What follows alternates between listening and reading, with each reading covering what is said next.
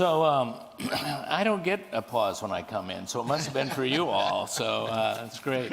Hello, everyone. I'm very happy you're here. My name is David Greenhaw, and I'm the interim senior minister here, and I'm an ordained minister of the United Church of Christ. And I say that for all of you who are here, but also for anyone who might be watching online. We say hello and welcome you also today. We have a wonderful distinguished panel, and we've got you fouled up. I need you to move because they're going to put you. John, I need you here because they've got their titles on you. They're going to run your titles, and you'll be all wrong. So. I don't mind being Geoffrey. You could be Geoffrey, and you all, there's titles running in front of them. We make sure that's right. I'm going to introduce this distinguished panel in just a moment. But I want to talk a little bit about why we're gathered and what we're doing. First, we're here for the 50th anniversary celebration of Naples United Church of Christ. Yeah. And this is the kickoff of the second thing. A month ago, we had a wonderful concert. You just can't believe it. Just blew everybody away. A beautiful concert in celebration. And then this is the kickoff of our weekend.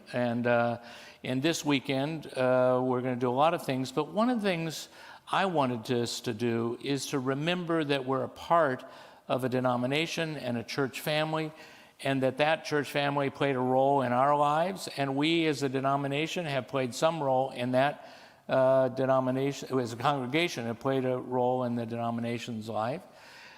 We've had a little bit of a thing we've talked a lot all year about next. That is what we've done for the first 50 years, but how about the next 50 years? So somewhere along the way, we'll shift this conversation and we'll start talking not about the last 50 years, but really looking out 50 years, what's going to happen for congregations like ours and denominations, and what's the shape of that future. And this is a great group to do that because they've been doing this work. So let me begin by introducing you to the Reverend John Thomas. John was a local church pastor in Easton, Pennsylvania. Went to work for the denomination doing ecumenical work. He was the ecumenical officer in a really interesting time in the life of the church. It was a period where a new accord was built between the Lutheran churches and the Reformed churches. And whether you know it or not, the United Church of Christ is a Reformed church. It's in the Reformed tradition. And he really helped make that happen in the denomination, made it come alive, and became a real leader in that movement. That's when I first, I think, got to know John in that work, and I'll come back to that as we talk a little more. And then sort of accidentally became the general minister and president of the church. He didn't seek it. He just all of a sudden was there, and he had so much experience and connection. I remember it was a period of restructure in the life of the church. And John, you may regret that you told me this, but you said, all that restructuring was going on. I wasn't paying attention. All of a sudden, I'm in charge of it. So it was a difficult and interesting period in the life of the church. So great leadership in our denomination. And then and did that from 1999 till 2009 when we had a whole new structure. In fact, were you first president and then general minister and president? Is that? Briefly president. President briefly. We changed the title in there. So, and then Geoffrey Black. Geoffrey Black is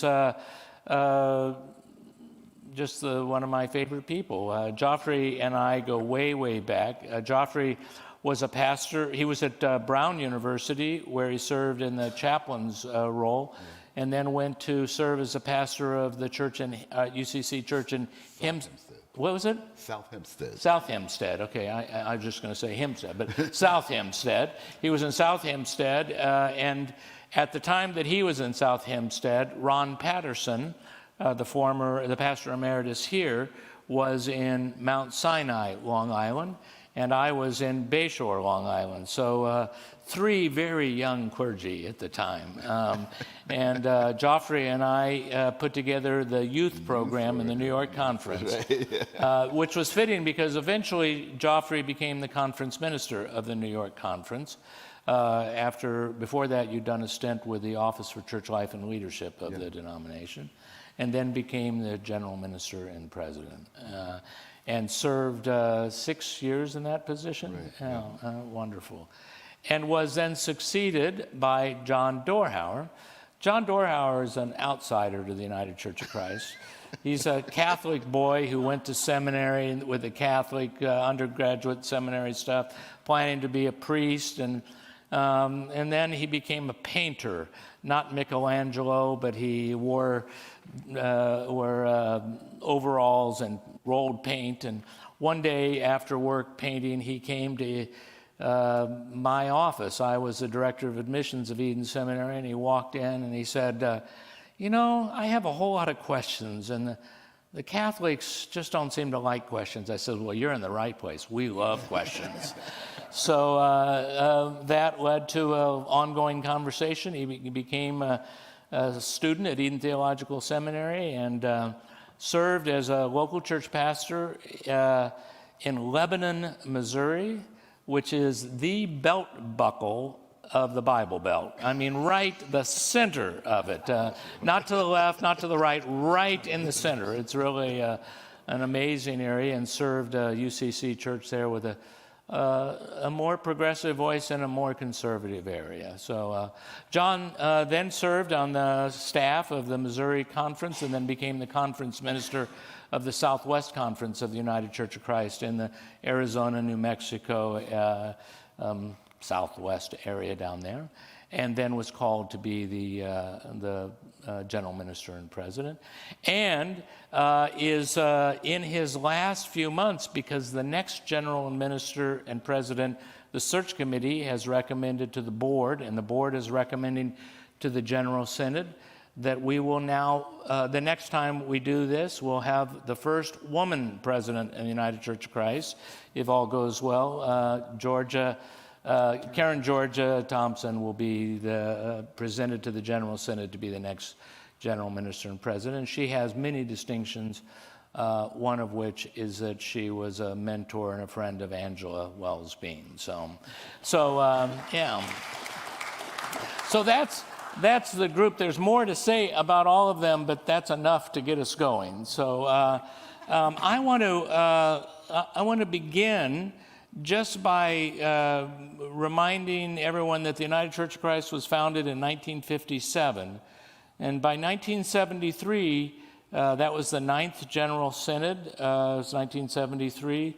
And that was an interesting synod. That was the synod where the farm workers in California, we sent an airline full of people to stand with the farm workers in California, in Coachella, California. It's when inclusive language hit the United Church of Christ strongly. It's when the Office for Church Life and Leadership was founded. It was an interesting time, a really turning point, I think, in the United Church of Christ in 1973. So you, all of you were alive in 1973. I'd kind of like to think about how the United Church of Christ developed over those years. What kind of trends and patterns do you see that the United Church of Christ took in that period? I didn't script that particular question, so I've really thrown you. Well, I'll start. That's okay. The kind of predecessor denominations for the United Church of Christ really had shaped this future around a vision for ecumenism, that this was the motto was a united and uniting church. We're bringing together some disparate traditions, ethnic heritages, and there was kind of a theological mandate around all of this. And the church envisioned itself entering into it came out of a real growth spurt of Protestantism in the 1950s, the post-war period. I think imagined it was going to continue with that. And then suddenly it was dealing with civil rights. 1963, 10 years before, the president of the denomination had launched at General Synod a major initiative on racial justice, which was a real shift for the denomination in many ways. The Vietnam War was ramping up, and still lots of tensions by 1973. You can probably all remember those.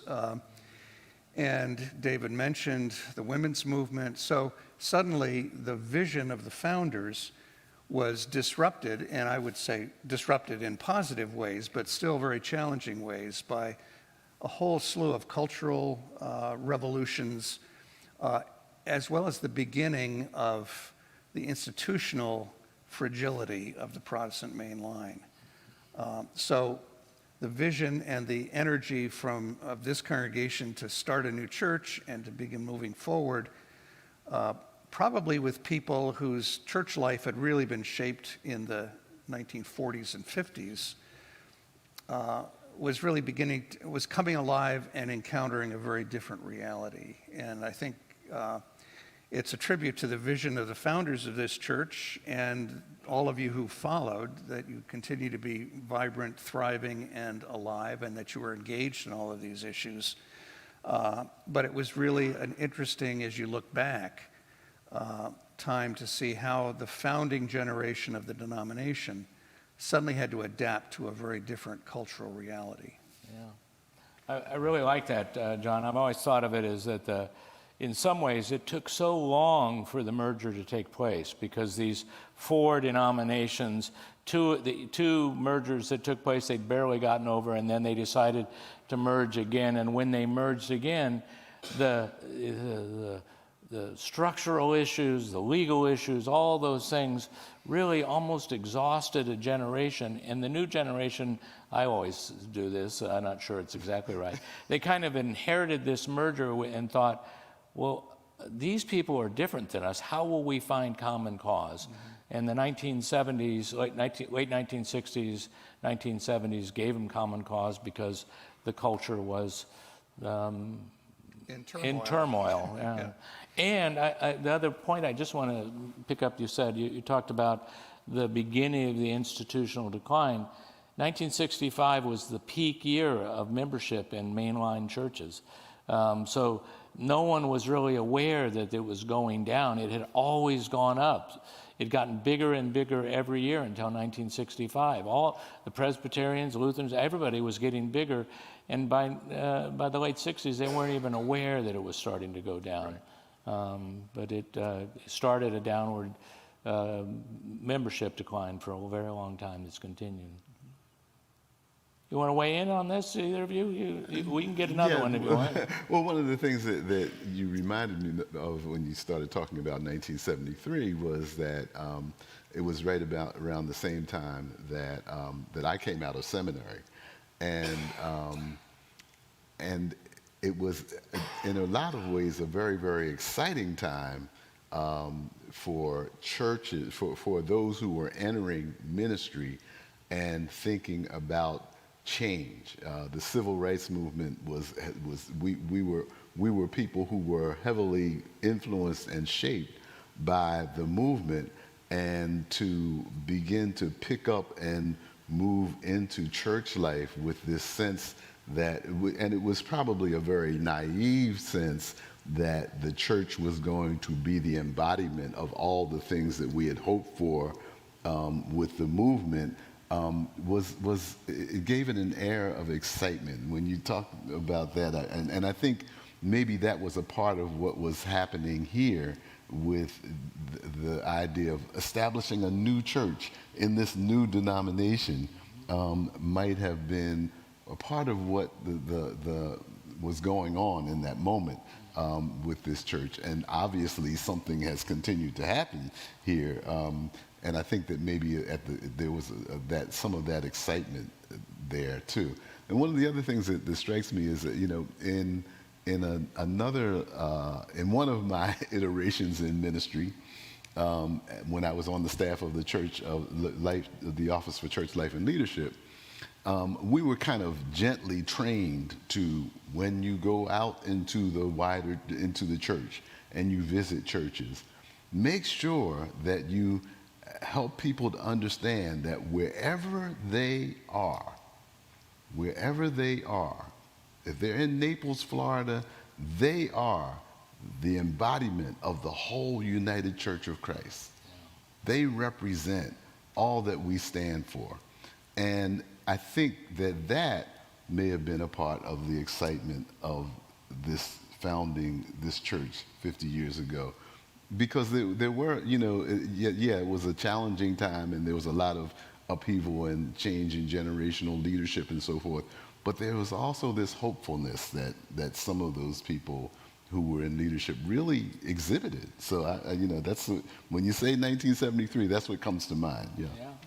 Yeah, no, I like that a lot. I do think that, I think of it maybe a little bit like this, that the church wasn't a stultifying, quiet place. It was a place where it was going to matter. It was going to be a part of things. And the other thing, we just did a fairly significant restructuring of the bylaws, not anything, just reordering them a little, alphabetizing it differently and all. But one of the sections has to do with membership. And I always have liked this about the United Church of Christ, that how do you become a member of the United Church of Christ?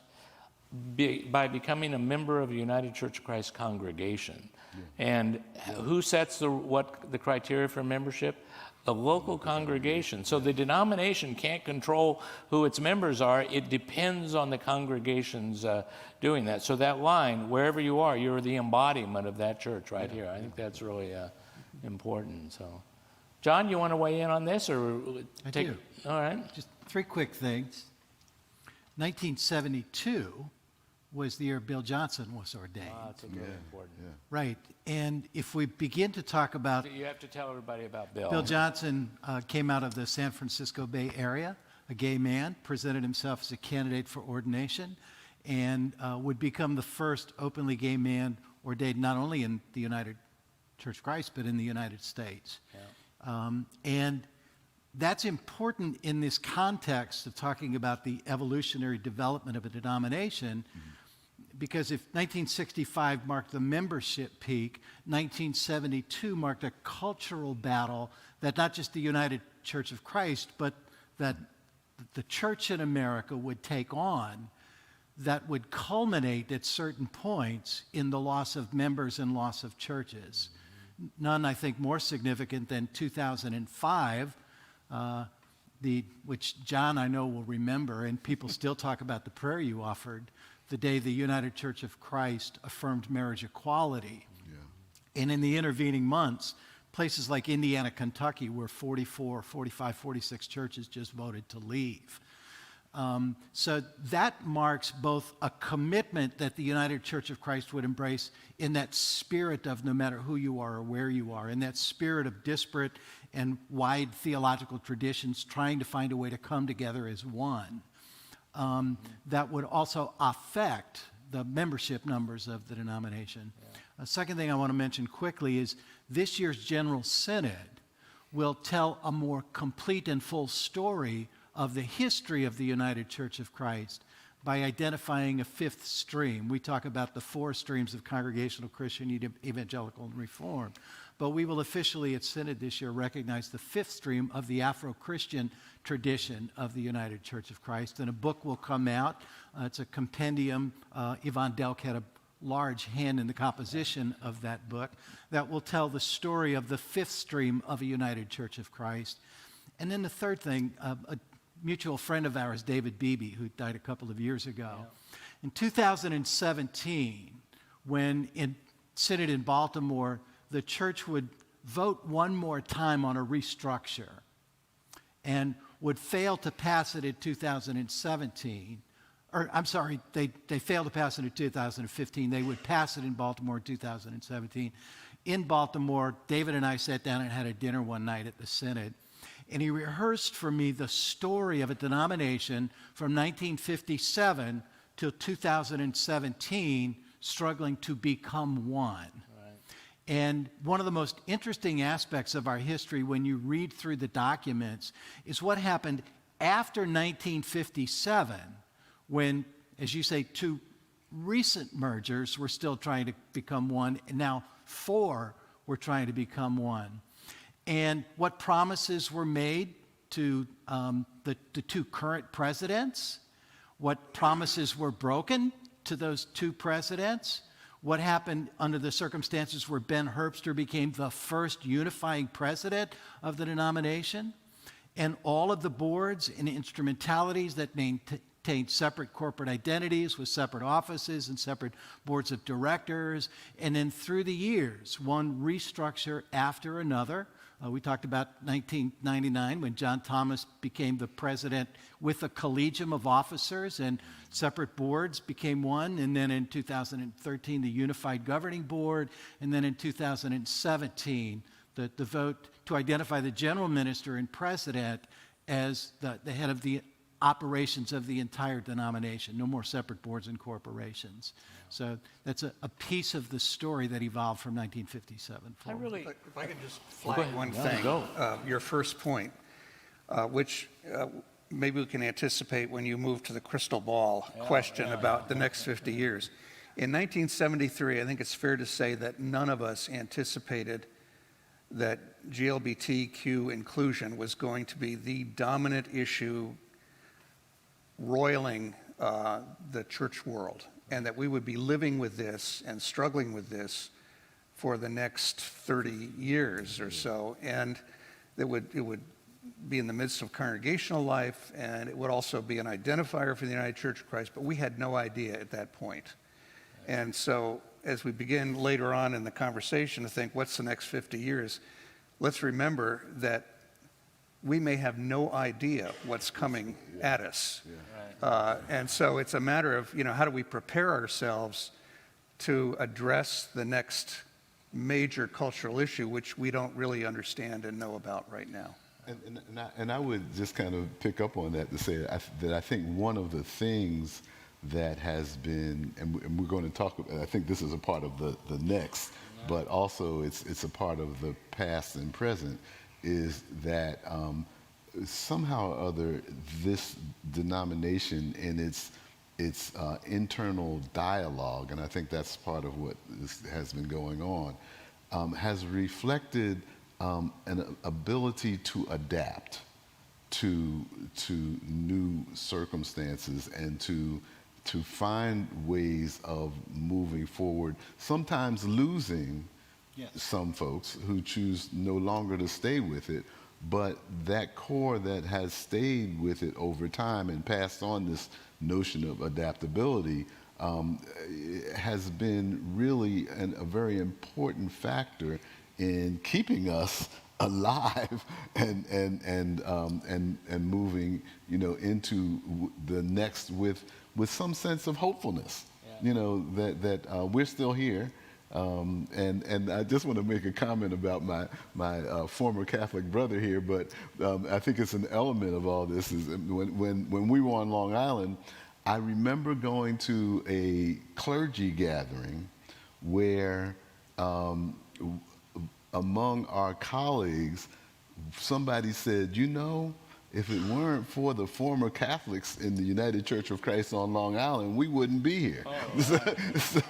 So I mean, there's a... Everywhere I go, former Catholics introduce themselves. Exactly. It's going to happen here at break. And I think that's an element of the united and uniting that we didn't see then either, was that this was going to be a home for a lot of disaffected Christians who were Catholic. Yeah. It's fun to watch members of churches go forward for communion, and after they receive, make the sign of the cross. So you think, I know where you came from. Yeah. So I really, these are great, rich things. We could do this all day. I have to be careful, but I want to go back to this. We didn't know in 1973. I think that's really true. And what's interesting is that it's not only that we didn't know that would be the issue. we didn't know how we thought about it, actually. And I wonder if you would agree with this, but I think we had learned to start thinking about, rethinking about race and what it meant to be open and to be self-critical of racist attitudes that we'd had and to try to overcome and to change. And we'd done that then subsequently around the role of women in society and learning how our language had shaped and had been oppressive in many ways. And then we took those same models and we adapted them, but we hadn't quite done our thinking through it yet. But suddenly we stepped forward about gay and lesbians, about the sexual identity and change, and we took a strong position and continued to have that strong position. But then we became identified as that church, and that was difficult. And I know, John, you wrote this marvelous piece that I have to confess I was shared, but I didn't tell people its context. I kind of cut it out of the context, and it starts off and says, "We are not a church that ordains gays." And that line scared everybody. They thought that you thought that this wasn't, but in fact you were communicating to the broader church community.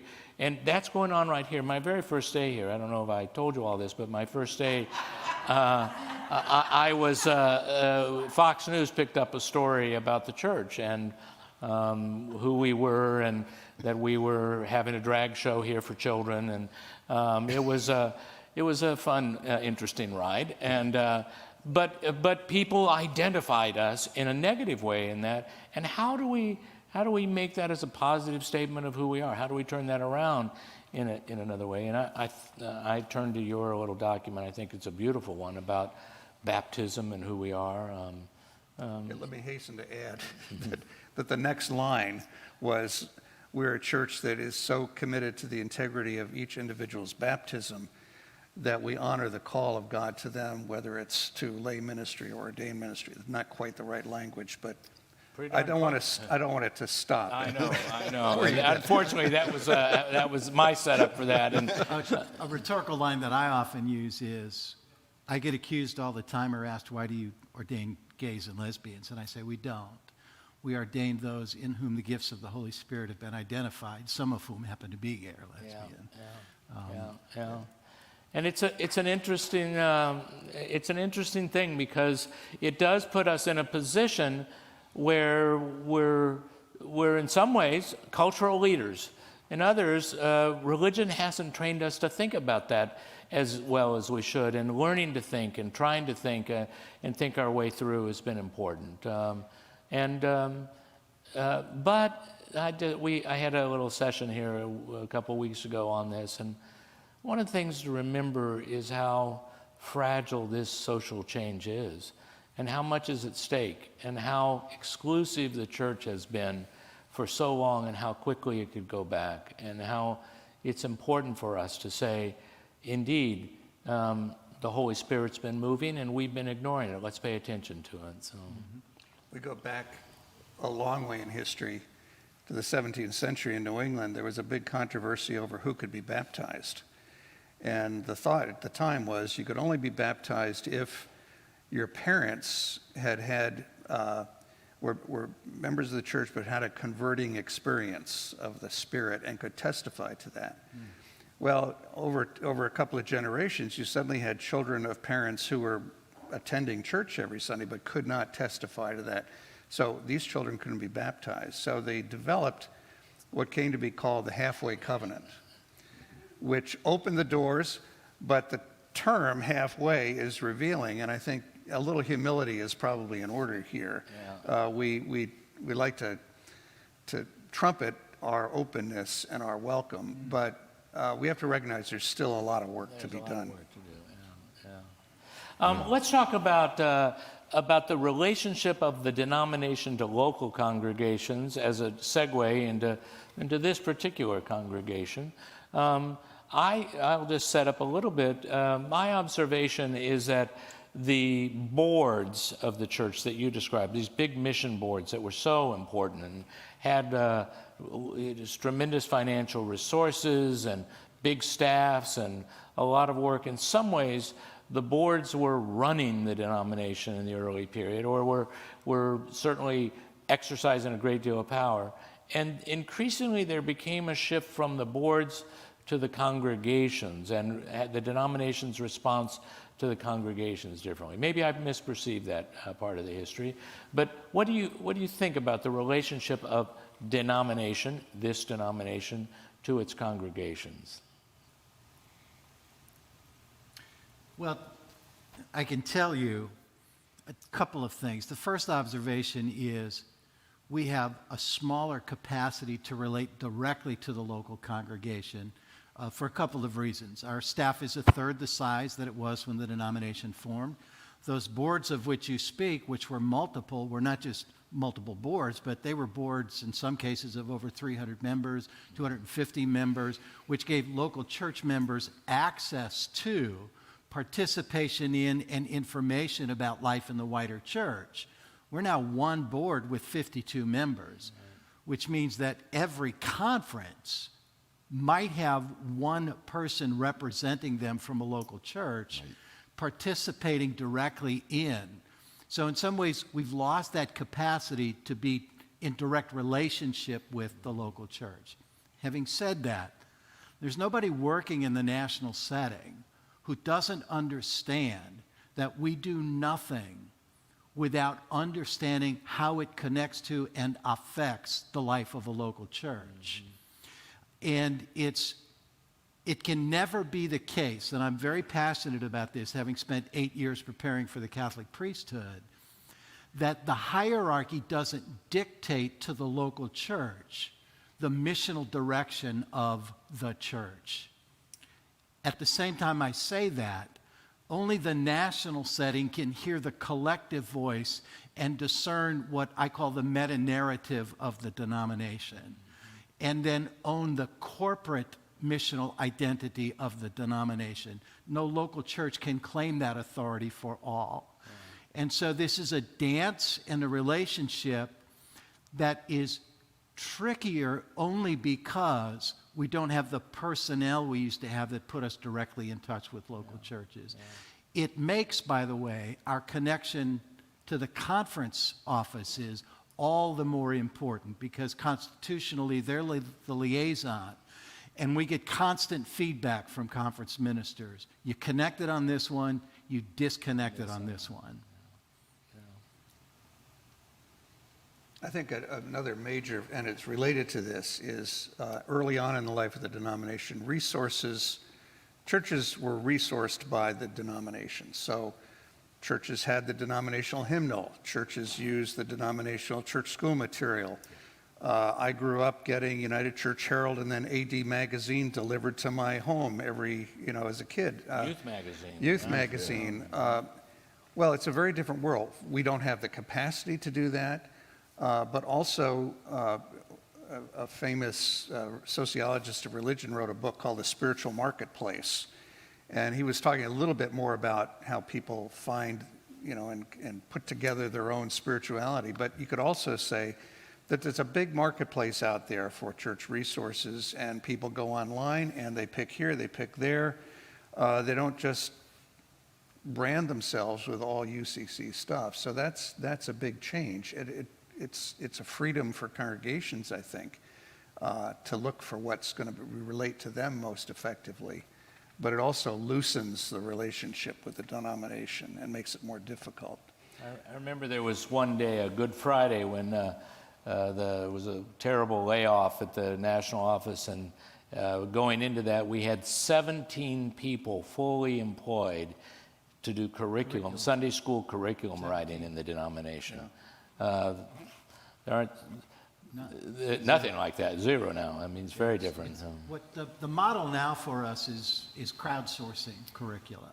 So we have 3 curricula posted now on race awareness and consciousness. And those are collected from leaders across the denomination who have wisdom and experience. I saw in the little gathering room that you had for us a book that we've put together on community action and sort of from the perspective of youth, prayers for justice. Again, that's crowdsourced, and we don't have the 17 curricular writers that we used to have. Very different And days. you don't need them. Right. Yeah, that's Yeah, right. Yeah. Yeah. It's a very We different probably day. didn't need them when we had them, which is Well, one of no, the no, but I know some of those people. I don't mean to say it, but One big shift took place in the 2000s, and that's when we embarked on the God is Still Speaking initiative. And this was an identity campaign. God is still speaking, but the tagline was, no matter who you are or where you are in life's journey, you're welcome here. And we produced some television ads and put a lot of money into it. And I don't take a lot of credit for this, except I stayed out of the way. And but we had a couple of really remarkable TV ads. And this did two things. One, it helped to shape, I think, congregations in a way that brought them closer to a sense of connection in the United Church of Christ. We're part of a movement that's bigger here. The other thing it did was really reverse the polity understanding, because prior to that, local churches had gatekeeping control over what it meant to be United Church of Christ. We'd send stuff to church offices, pastors. You never would have done this, but pastors would say, I'm not going to share that with my folks. Suddenly the ads are on TV. Neighbors are saying, oh, you're this church. And we had implicated every congregation in the denomination with a message and a brand and an identity, whether they liked it or not. And so we did some resources around it, but primarily it was putting out nationally an identity. And then people either resisted or bought in and received it. But it was a very big shift in a polity understanding. that's a really, I remember that because people would go to the grocery store and they say, are you from that church? You know, some of you may not know this ad or remember it, but it's one of the smartest things that ever happened. They bought a television ad, and then the television stations wouldn't play it. So CNN played the commercial as news about it, and they got free advertising. Not free, but much reduced. They got a lot more ad because they made the news. Huge spread. Michael Plus, Jordan, who ran the ad firm, the Madison Avenue firm. not the basketball player. Not the basketball player. Yeah, no, yeah. Actually, when I took office, we did a little campaign with him, and he told me, we spent like $1 million and a half on the commercials. We got $14 million worth of free advertising from it running on CNN for a week. Yeah, over and over. And it was Ted Koppel's Nightline. And it was, it's an interesting ad in some ways. The one I remember is the bouncer ad. Is that what it was? So there was a bouncer at the door checking off who could come into church or not. And churches deciding who would they let in, not greeters, but nope, you can't come in. You can come in, you can't. And the way churches were excluding in that way. And it was a very effective ad in many ways. Well, let's talk a little bit more about that, because this church was shaped by some of those boards early on. This congregation, formed in 1973, had one of the national church officers play a leadership role here.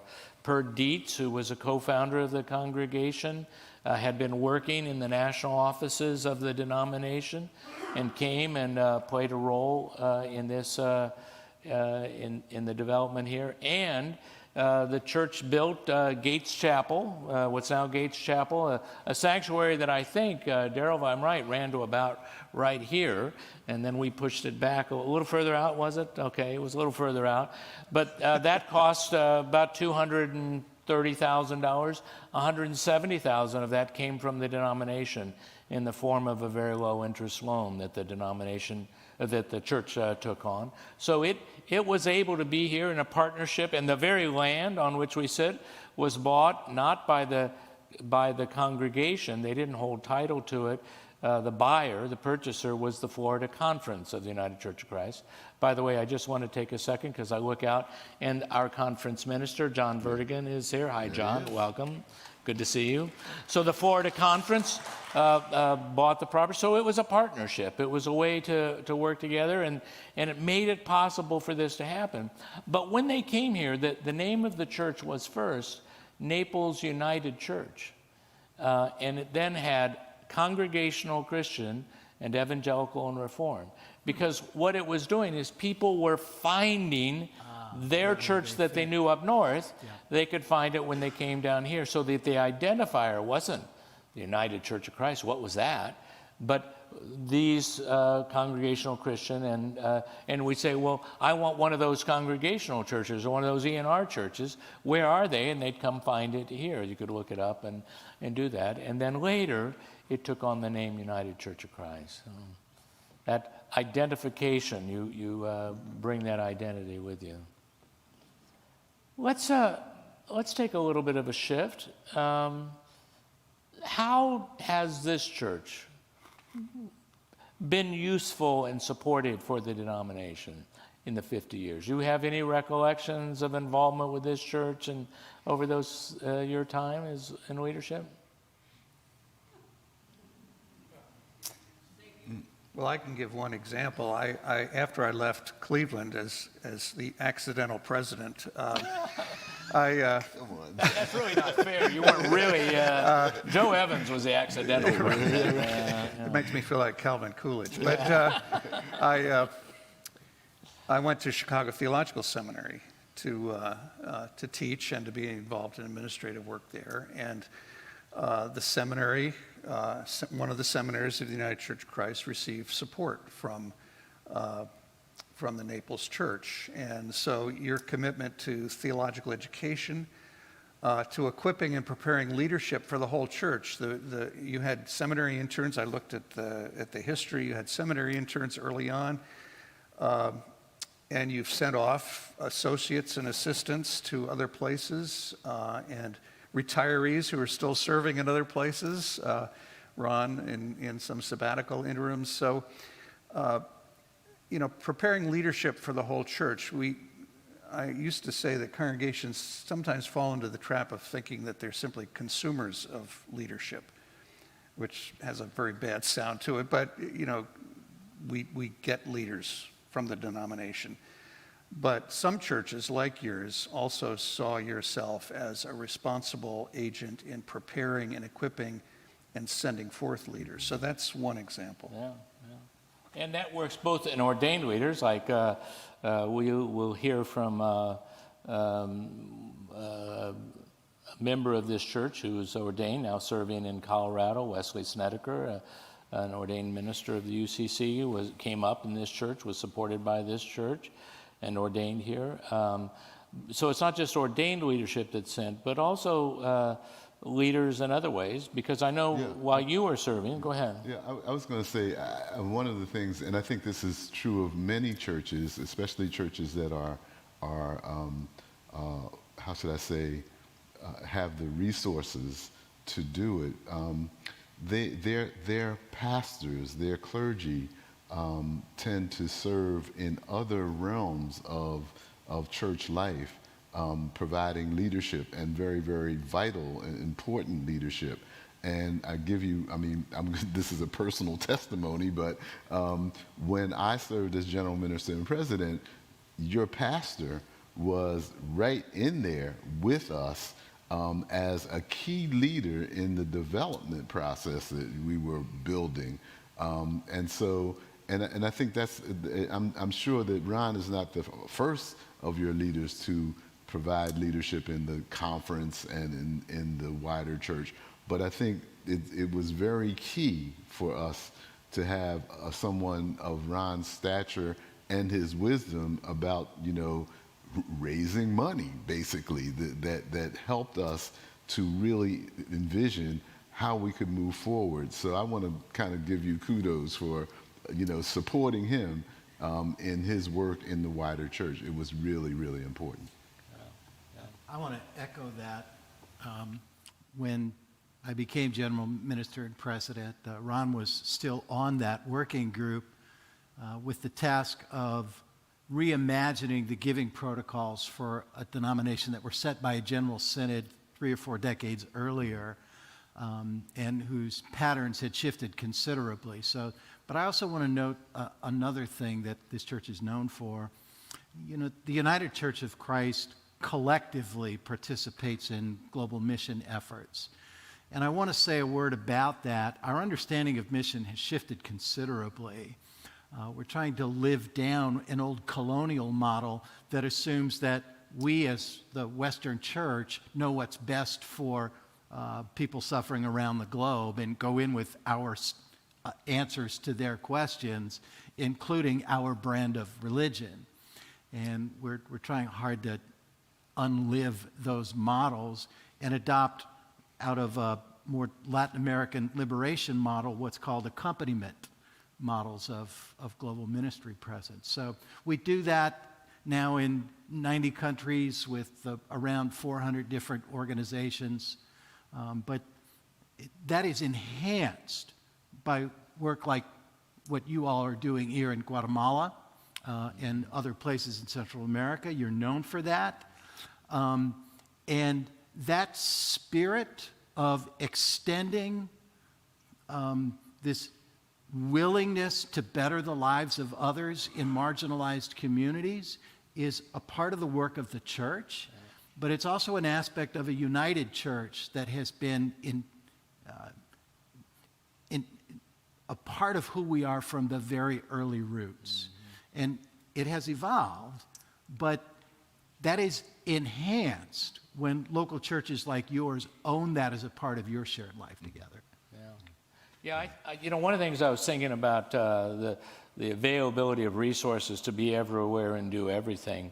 One of the great things that I've learned in my time with this congregation, I knew a little of it before I got here, but the extent to which there's strong partnerships with local service possibilities. You know, there's a neighborhood health clinic, and we played a role in that neighborhood health clinic. People pack food in a food,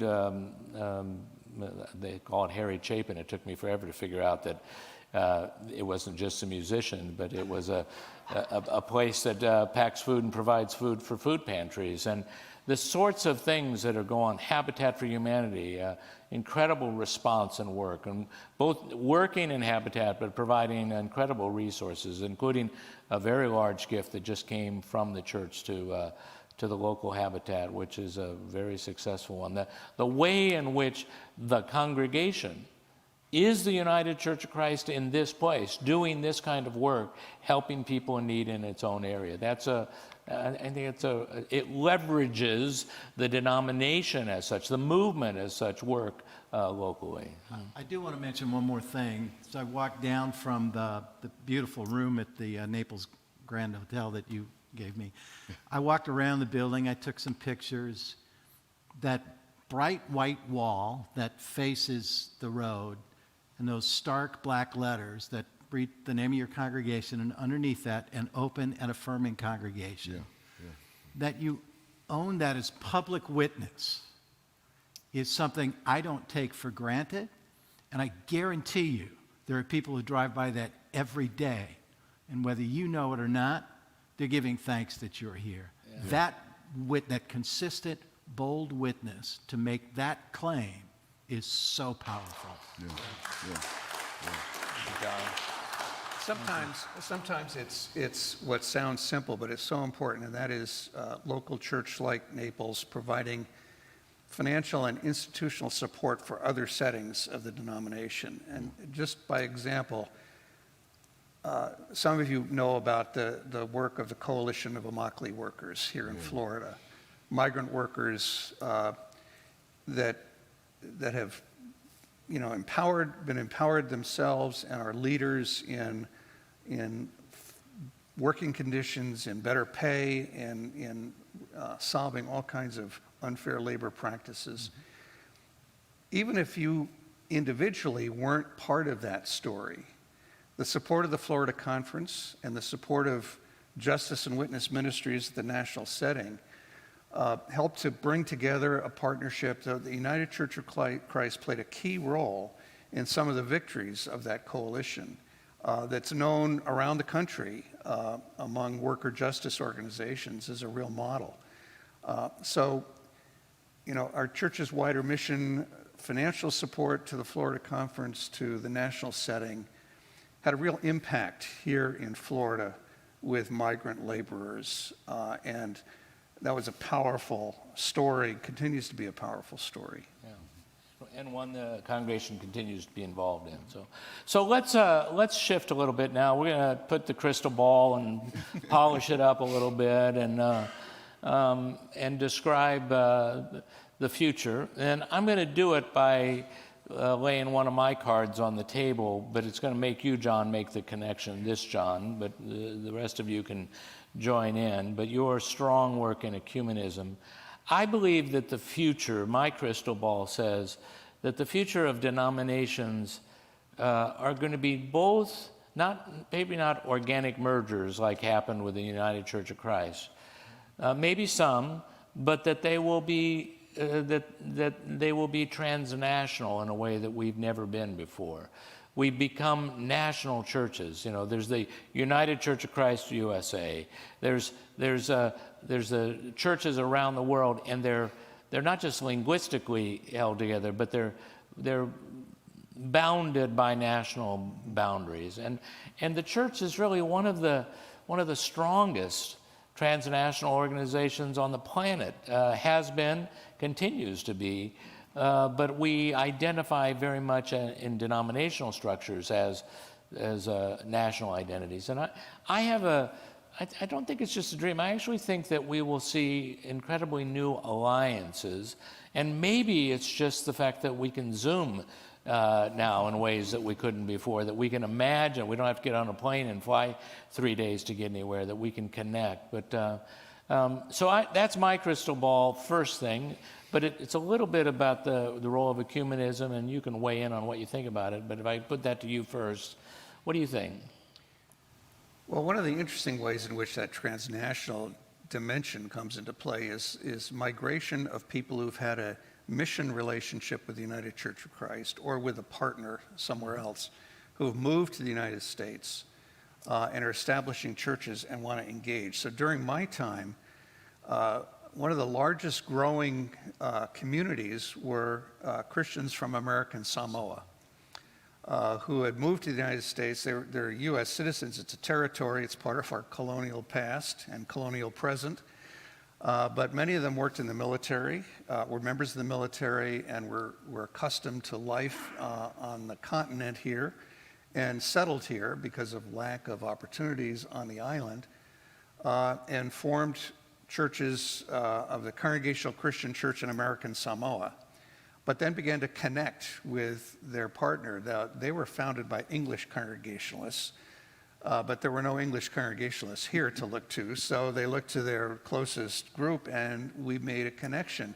Similarly, groups from Micronesia, also groups from the Church of South India, in a large Southern Asian migration to this country. So we've been enriched simply by migration and a willingness to connect and relate. Now, this creates some challenges for us. The Congregational Christian Church in American Samoa doesn't ordain women. Right, yeah. But they also acknowledge our ordained women as ordained women. So we've had to play an interesting dance there. That's a dance. Along with, we got stories, I'm sure, we have stories. But many stories. But that's one way, and I think we don't have missionaries out in the field very much anymore, but we have close mission partnerships. So I continue to be involved with what's called the United Church of Christ Palestine-Israel Network. And we're very concerned about justice for Palestinians. That has implications for our church's relationship to the Jewish community. We've probably caused headaches for John around that. No. But Me. oh, you? Okay, you sorry. got the headaches. But that's okay. But close sense of accompaniment that John spoke about with Christians in the Middle East. And that shapes who we are and what our identity is in this country in relation to other faith groups and other Christian communities. So I think the issues of the world impinge upon us. My favorite story for recognizing how important the United States is to the rest of the world, and important may not be the right question. I was traveling in Chile with the Pentecostal Church of Chile. We had been up at their camp for a dedication ceremony. I was actually dedicating the new bathroom facilities that our church had helped to fund, one of the exalted roles of the general minister and president. But on the way down, we were in a van with leaders of the church, including one woman who was an accountant with whatever the municipal authority was in that community. This was in May of 2008. So the primary season was alive and well. Hillary Clinton, Barack Obama coming down to the finish line. A woman in the back of the van turns to me and said, "Do you know how the superdelegates are going to vote?" Yeah, right. Now, if you'd asked me who's the president of Chile, I think I could have come up at that time with the name, but I would not have known about superdelegates. Right.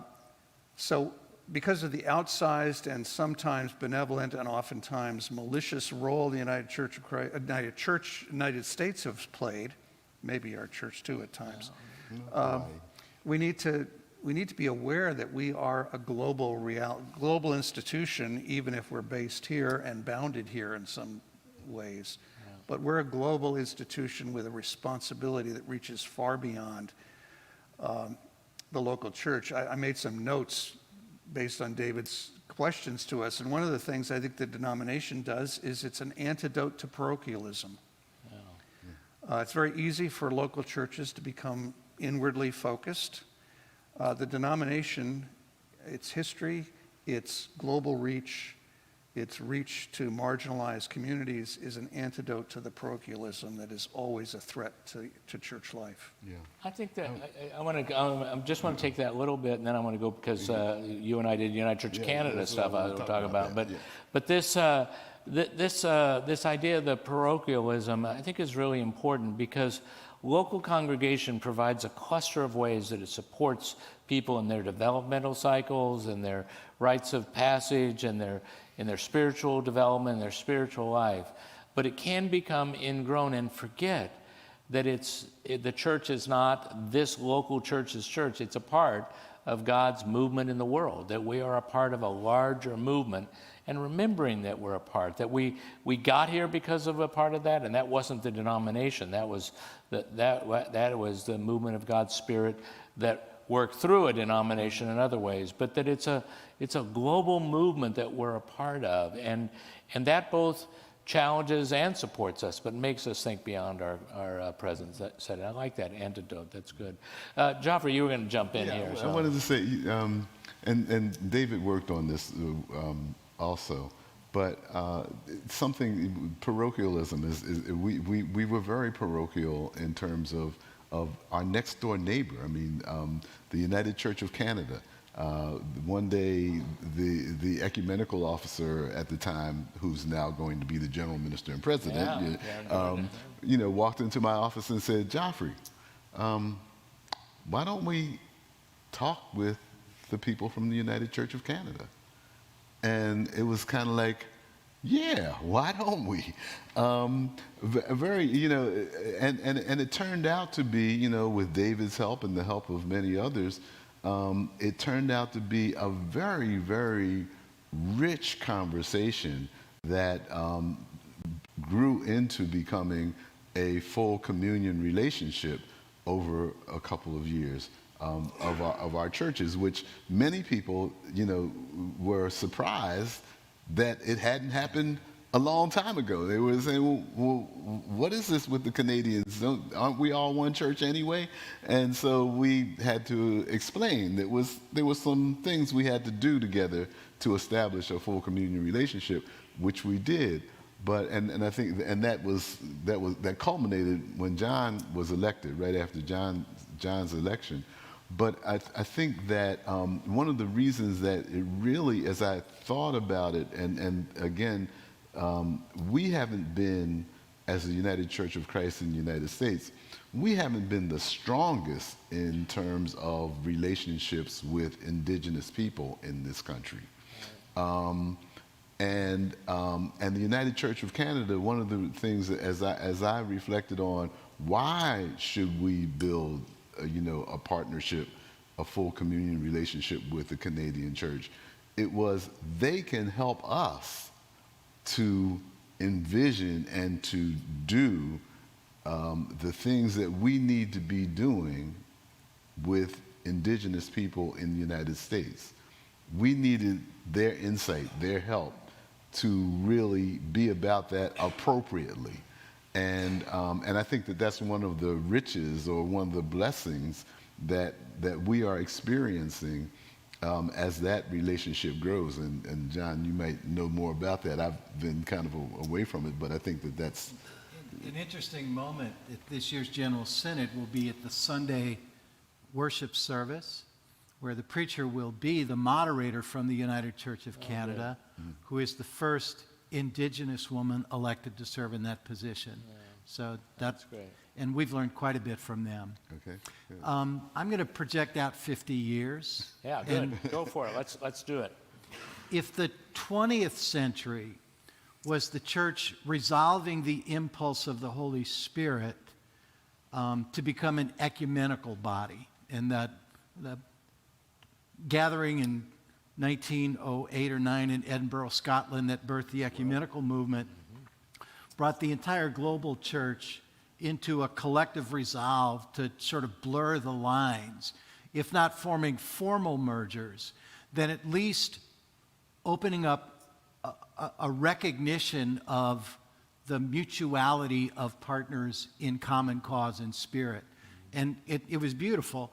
I dare say there's not a congregation, a Protestant congregation left in the U.S. that is made up of even more than a 50% majority of folk who were born into that denomination. Mm-hmm. Right. And so this ecumenical movement that swept across the 20th century has altered the landscape of the congregational life of all of our churches. Mm-hmm. I think the parallel to that in the 21st century is a response to an interfaith call. Right.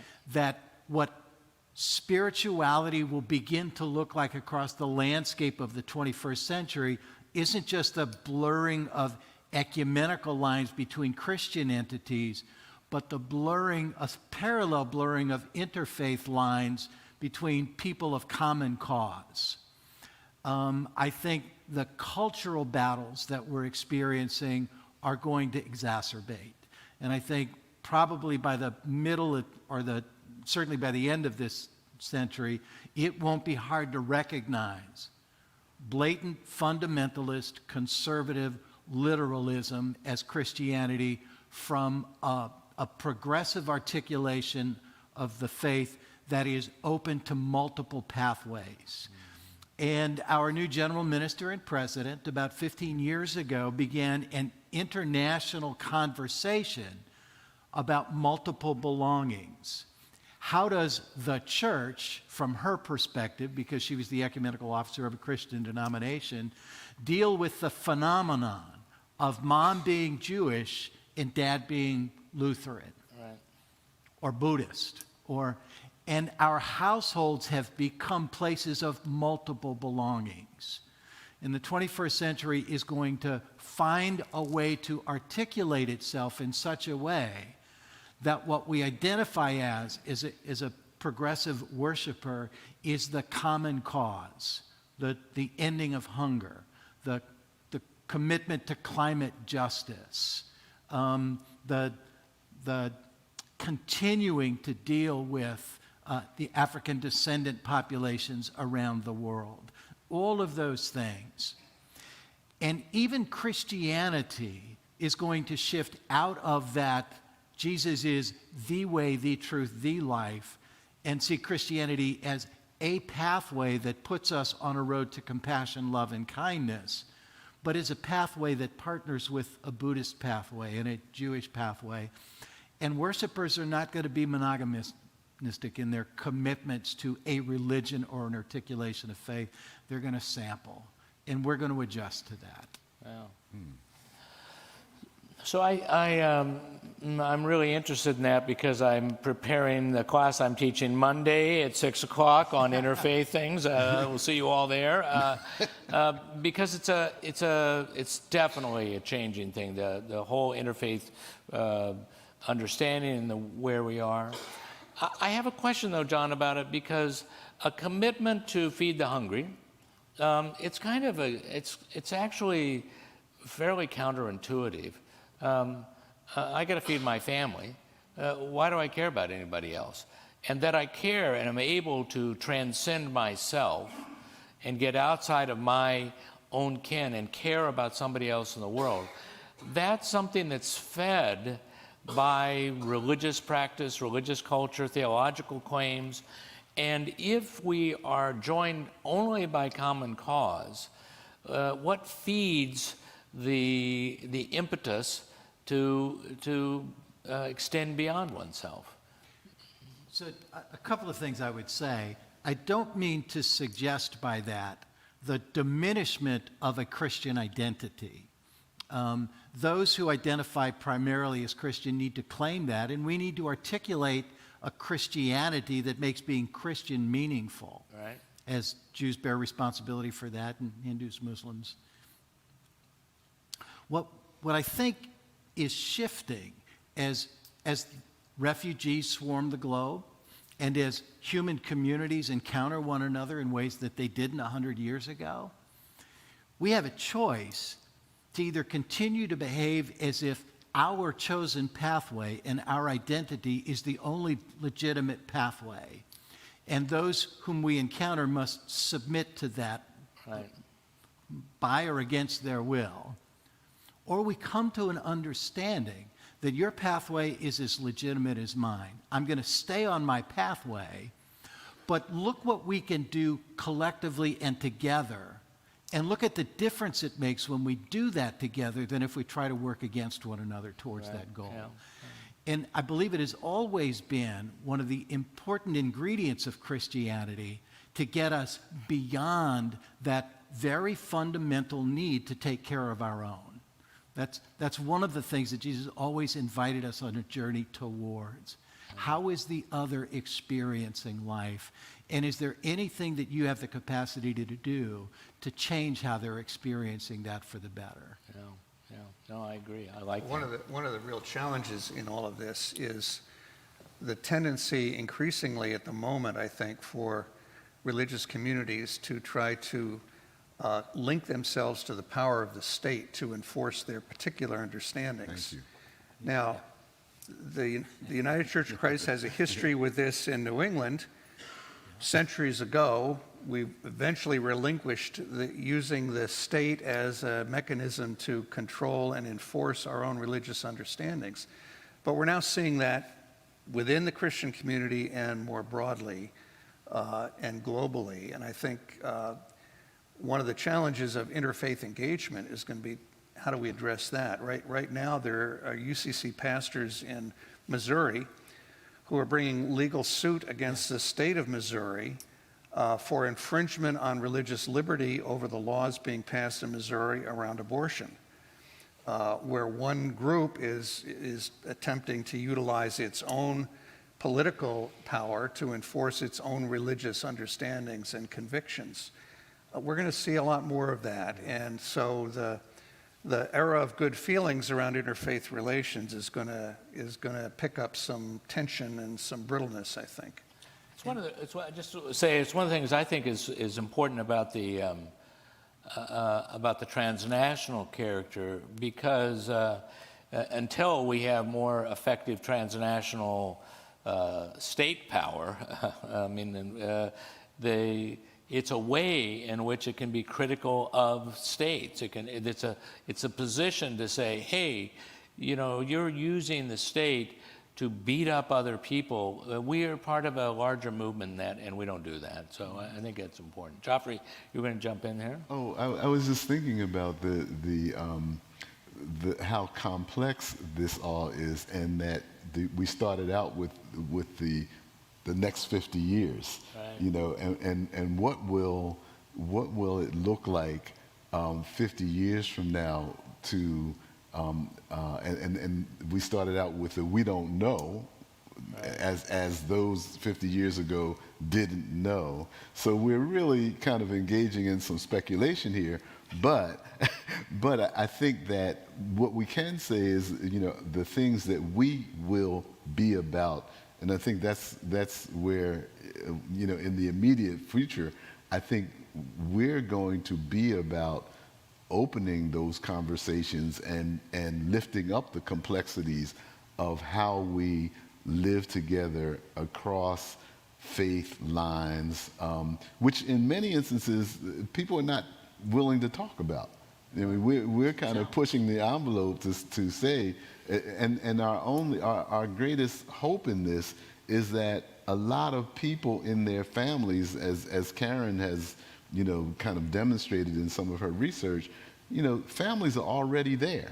They're already, and they're struggling with these issues, and they're looking for help from churches and mosques and so forth and so on to, give them some way forward. But I think that may be about what the work is about, because it's 50 years from now, it's probably going to be so slow.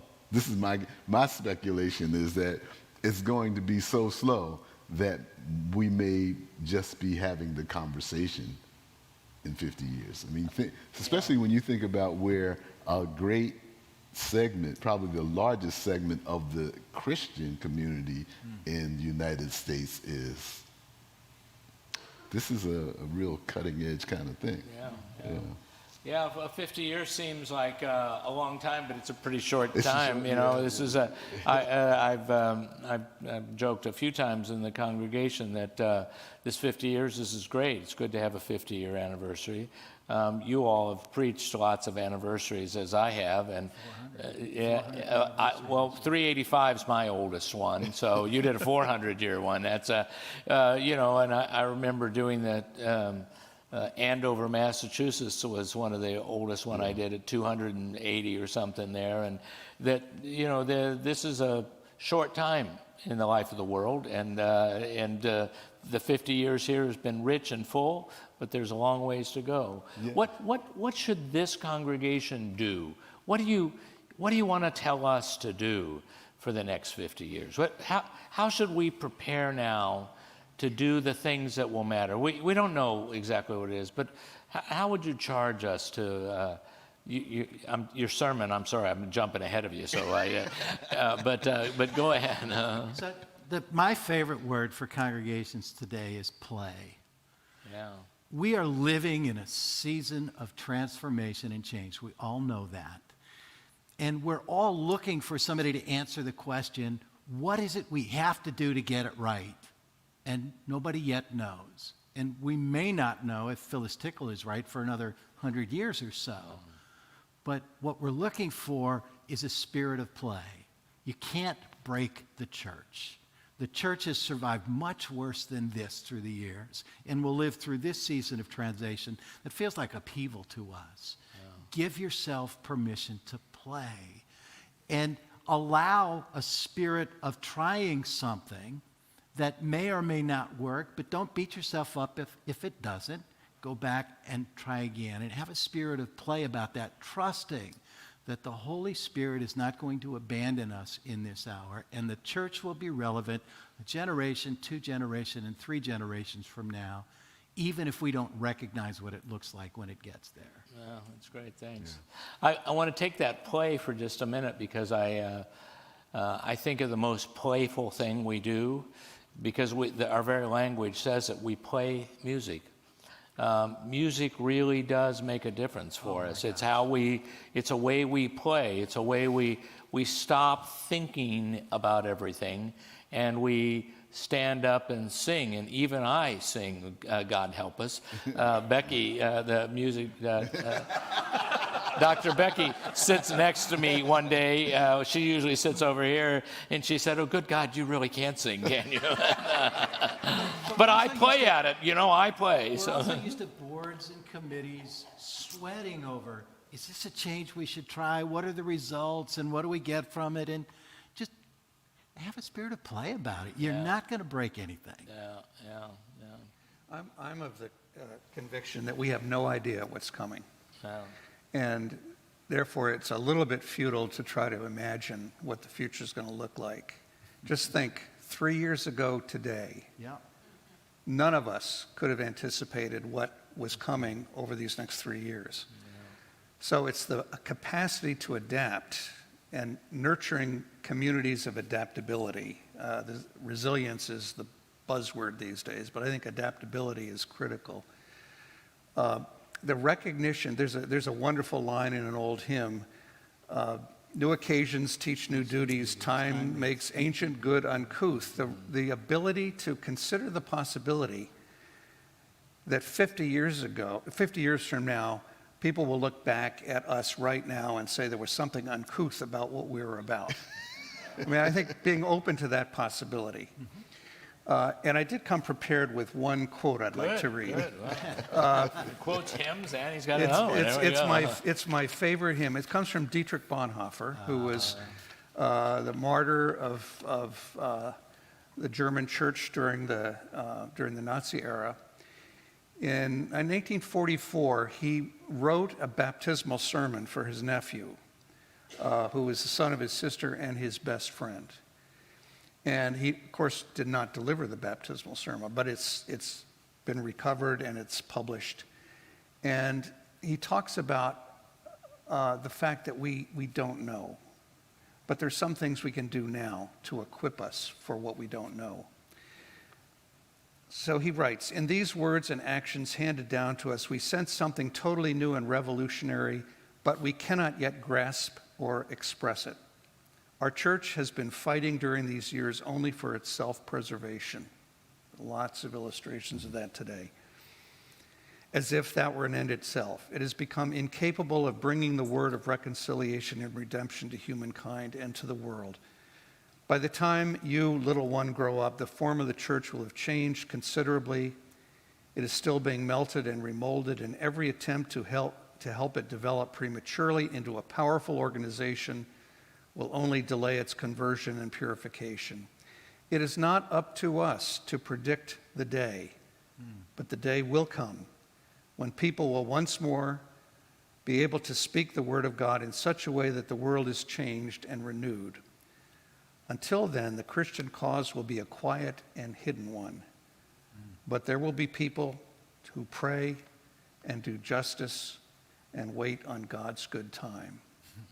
So my word, I think, for the next 50 years is a word for today, and that is to pray with all of the life of worship and spirituality, to do justice. We've talked a lot about that.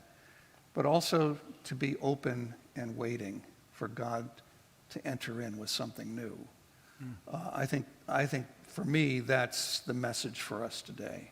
Yeah, that's beautiful. It's great. Just real quickly, John, this reminds me, Dietrich Bonhoeffer, 1944, when COVID was early and we were in the throes of it, not sure what was going on.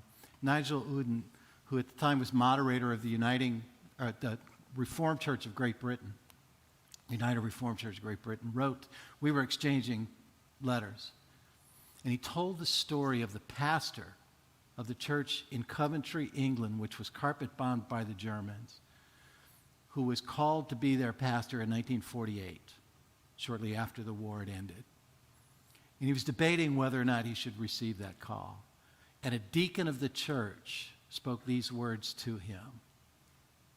There is no change this church cannot endure so long as the gospel is preached and the kingdom of God is proclaimed. Yeah. And your reading of Dietrich Bonhoeffer reminded me of that. I'd like to also add to this. My word would be that, and this is something that I've advocated for over the years, sometimes unpopularly so, but embrace the earth. I think there's something about a people who believe in the God of creation and being co-creators with God, co-nurturers with God of the planet. and embracing the earth not so much as something out there beyond us as people, but the earth as something that we are a part of.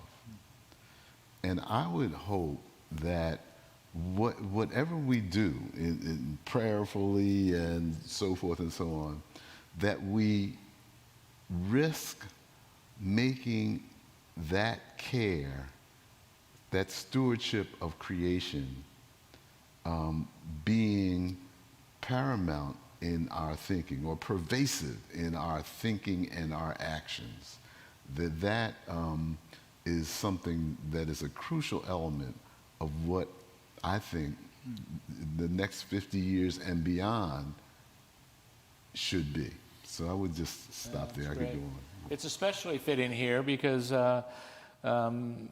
we gathered here in September, right after a hurricane, and we worshiped without any electricity.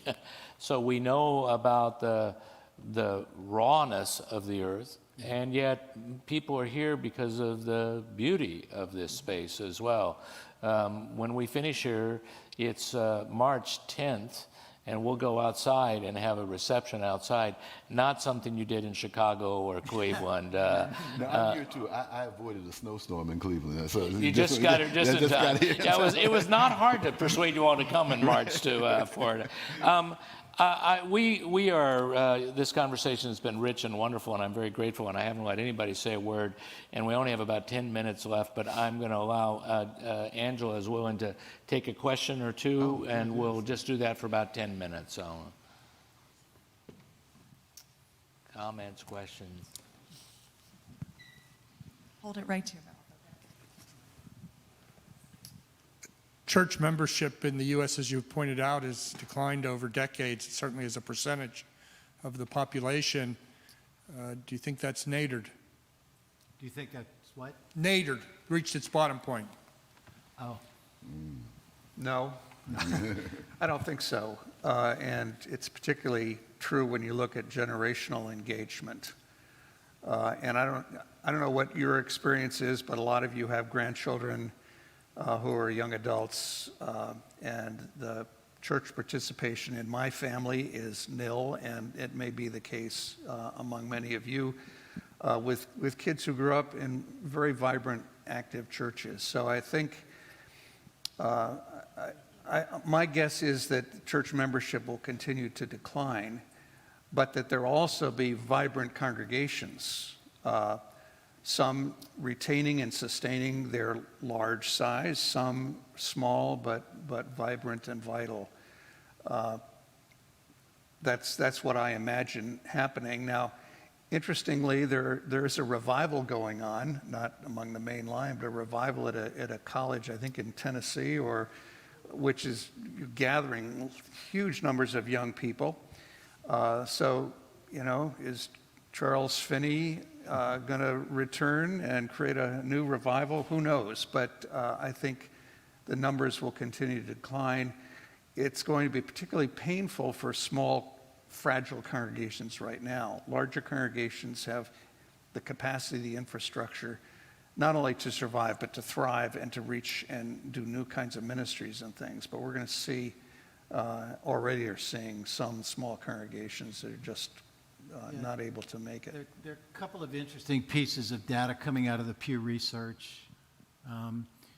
The vast majority of young adults, if they're spiritually inclined, identify as spiritual but not religious, which is a way of saying that the way that we articulate our collective life as an institutionally identified spiritual body isn't what they're asking for, but they're not saying they're not going to have faith.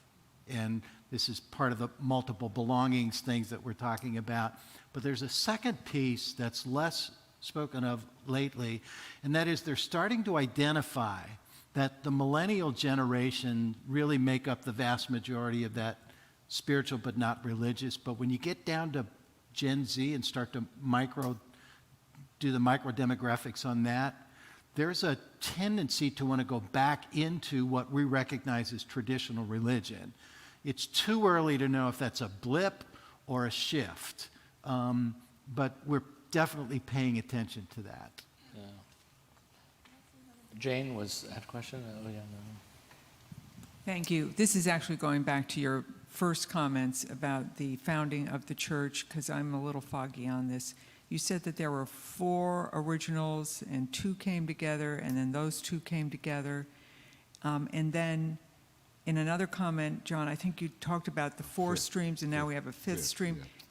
I hate to do this. Could you just kind of quickly review that? I'm like, what? Turn to What? David, who taught this Right. at seminary for years and years and years and years. So I'll let John weigh in on the 5th one a little bit more, but where in Boston are the Congregationalists, and they merged in 36? Yeah, 30. 31. Yeah, 31. So 31, the Congregationalists merged with a more indigenous American movement called the Christian churches, and they formed the Congregational Christian churches. So the Congregational churches in New England were part of the Congregational Christian churches. And they merged then in 37? 34.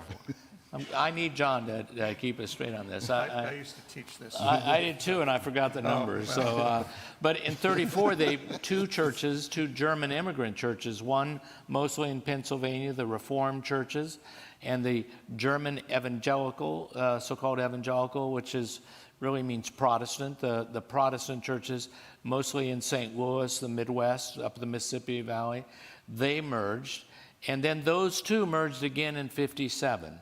And formed a single church. One was a kind of working class church. One was a more partially established. The largest African American influence in that were in the Christian churches, many in North Carolina and elsewhere, whereas more southern churches.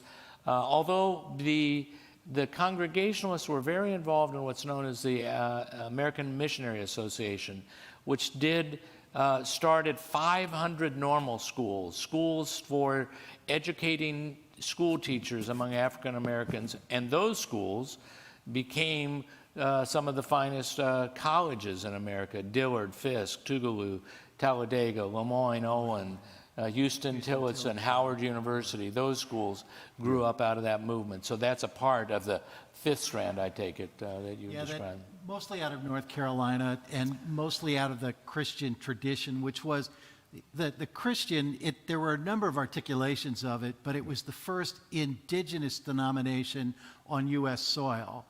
And there were multiple movements, all basically saying the same thing, looking at the proliferation of denominations and saying Christ only. A dedication only to Christ is what defines our faith. And because of the founding of schools and missionary dollars and the care for former enslaved populations, there was an Afro-Christian church that developed largely out of North Carolina that spread to other parts of the South and is now will be recognized after Synod as the 5th stream to form the United Church of Christ. And the Afro-Christian churches have consistently been involved in the life of the United Church of Christ over the decades. That book that Yvonne Delk has helped write will try to tell a full story of the influence. Many of our very active leaders in the national church came out of the Afro-Christian tradition. So it's timely. I mean, it's a good thing. Yeah. Another course to teach on that one. So one last question here.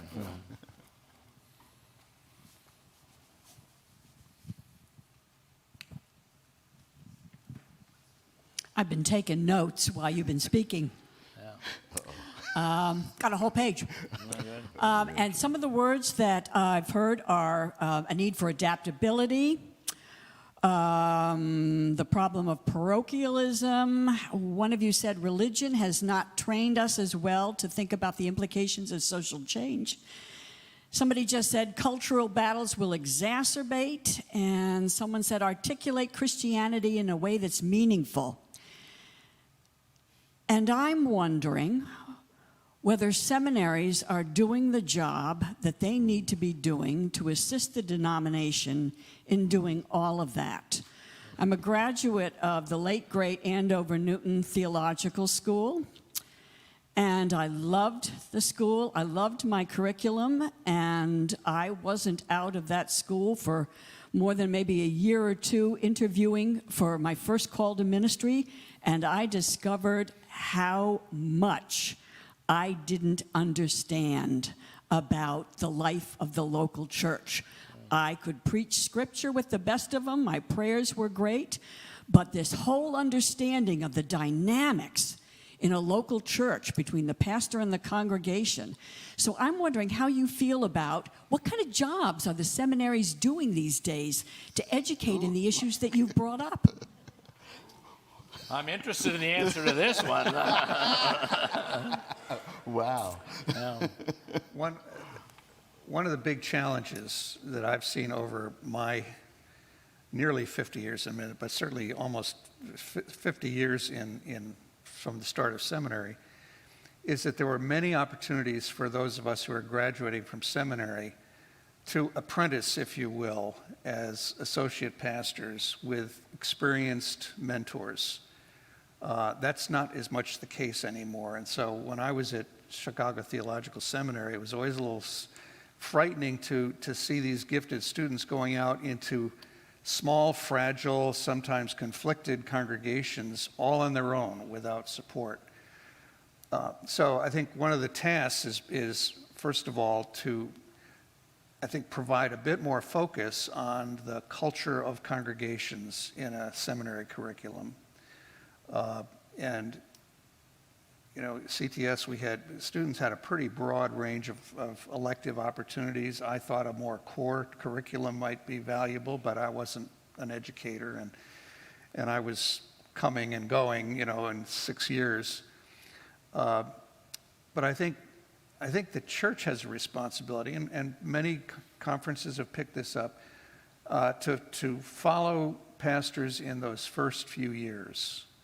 Who are particularly ones who are by themselves, on their own, struggling to figure it out. You can't learn everything in seminary. There isn't enough time. If you devote too much time to the culture of congregations, you're not going to get enough of the Hebrew Scriptures and New Testament to really provide the foundation. So communities of practice, I don't know, John, I don't know what's going on here in Florida, but communities of practice, support groups, mentoring programs, I think, are really crucial, and helping new pastors understand that they have a great deal to learn, that they need to find people and surround themselves with people who can help and support them, and congregations to provide the kind of support. I was very lucky that my first parish was in a large church in Connecticut, and I served with a gifted senior pastor, a church that received seminary students, that saw itself as a teaching church, a place for people to come and then send them forth. And, you know, I grew enormously in those 6.5 years. I couldn't have gained all of that at Yale Divinity School, but I cherish what I had at Yale Divinity School. So the combination, it's when we lose the combination of the theological seminary and the teaching church and the supportive church and the supportive community that we run into problems. And I would simply add to that when we, during my tenure at the Office for Church Life and Leadership, we talked a lot about this and worked on this in terms of developing multiple paths to ordained ministry.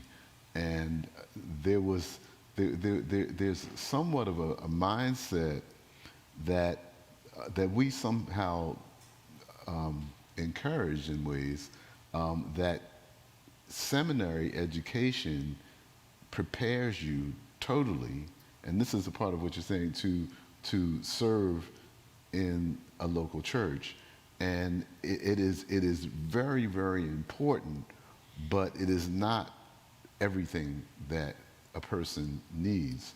And I think that we have to do a better job of getting that across to people who feel called to ministry, that the seminary education is a major part of it, but it's a part of preparation.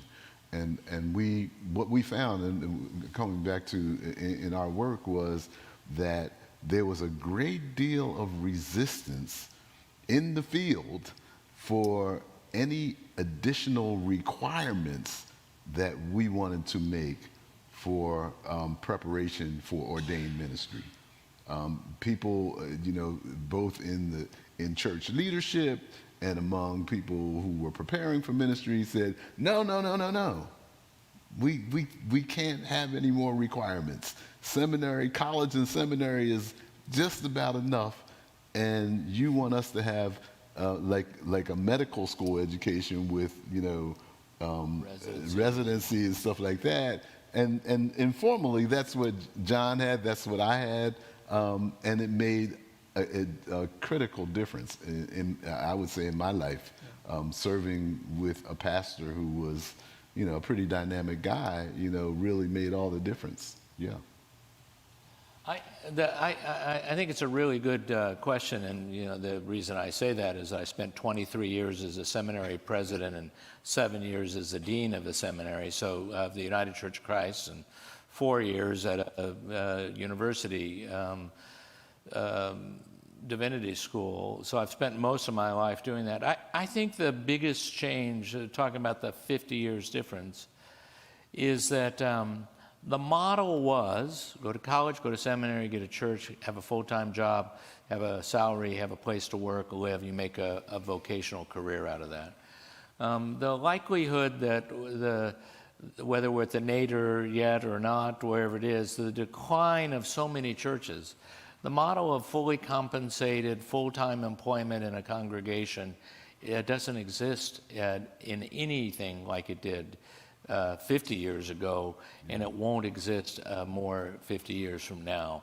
So that the educational methods have to be adaptive to the service opportunities. Where will you serve? How will you serve? We always talked about tent-making ministry and all. There's not even anything like that anymore. Tent-making ministry meant that they had a job and then they did ministry in addition to that.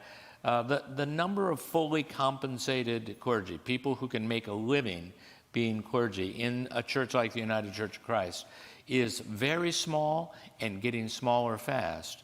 And part of that is that, and COVID's going to play a very big role in that, because there are many churches, and I believe this is one of them, that's going to do fine. It's going to come out of this and do well.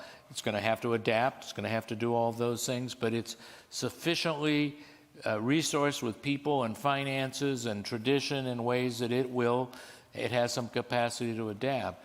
But so many churches aren't going to make it. They're not making it now, and there'll be more that don't make it.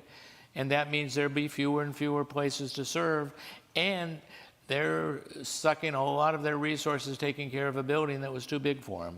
And what are they going to do with that building? So there's some real changes that are going to take place, and theological education definitely needs to adapt. But I'll tell you, I know a lot of leaders in it, and they certainly are aware of that and doing a great deal of it. So I'm hopeful about the evolution of seminaries. They have to adapt to the evolution of churches. You all have been very patient and engaged in this, what is for me a wonderful conversation, and to get together with people. The four of us and others have spent our lives working to make the United Church of Christ a faithful church, a responsive church, an adaptive church. These are some of the finest people I know, and I'm so glad you've had a chance to get to know them. So thank you.